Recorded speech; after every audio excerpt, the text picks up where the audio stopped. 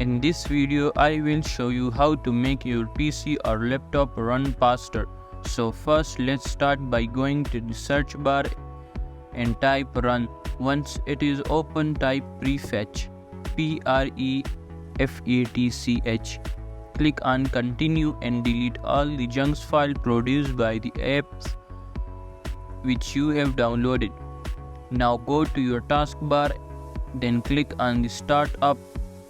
And now here you need to disable all the unnecessary apps, which is enabled. Once you are done, close the tab, go to your search bar and type run, and then type %temp% and delete all unnecessary apps. And some of them might not be deleted, so just click on skip. Then close it and go to your search bar again and type run, and then type clean mgr. This will literally make your PC faster more than anything else.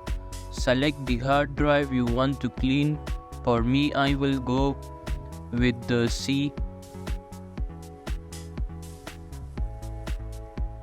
Make sure to tick all the boxes, and you can see the total amount on disk gain. For me, it is 6.2 GB.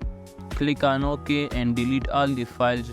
Don't worry guys, it will take some time, and after that you have to restart your PC, and then you will notice your PC is much faster than before.